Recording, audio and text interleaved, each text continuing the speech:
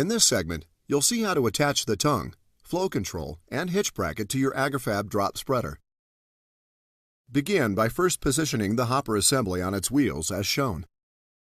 Now align the holes in the tongue, part 7, with the 2 holes at the bottom front of the hopper assembly. From inside the hopper assembly, insert 2 hex bolts, part D, through the holes and affix them in place using 2 nylock nuts, part H, but do not tighten the hex nuts at this time. Your next step will be to slide the plastic grip, part M, onto the long end of the flow control arm, part 4, as shown. Insert the short end of the flow control arm through the long slot in the hopper brace, part 3. The 2 bent ends of the hopper brace should angle upward. Next, thread a hex bolt, part B, through a flat washer, part F, followed by a nylon washer, part G. Insert the hex bolt washer combination through the hole in the flow control arm, right where the arm bends. Place another nylon washer on the bolt and insert the bolt through the flow control arm and the hole in the brace's welded bracket. Then fasten the bolt in position using 2 nylock nuts, part H.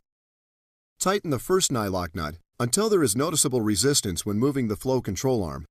Then, holding the first nylock nut in position with a wrench, run the second nylock nut up against the first and tighten it firmly with your second wrench.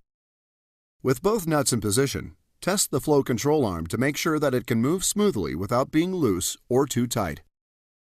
Next, you're going to insert the flow control rod, part 5, through the hole in the short end of the flow control arm until the large bend in the control rod is centered on the flow control arm, as you see here. Now take the 2 ferrules, part N, and thread one on each end of the control rod so that about 10 threads of the rod, or about 1/2 inch, extends through the ferrules. With the ferrules in position, attach the hopper brace to the hopper by threading a hex bolt, part D, with a flat washer, part F.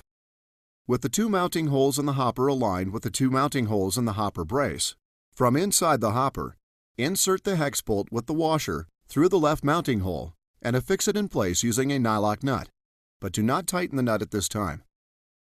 Insert another hex bolt through the other mounting hole in the hopper and through the brace, securing it with another nylock nut. Note that the second hex bolt does not use a flat washer.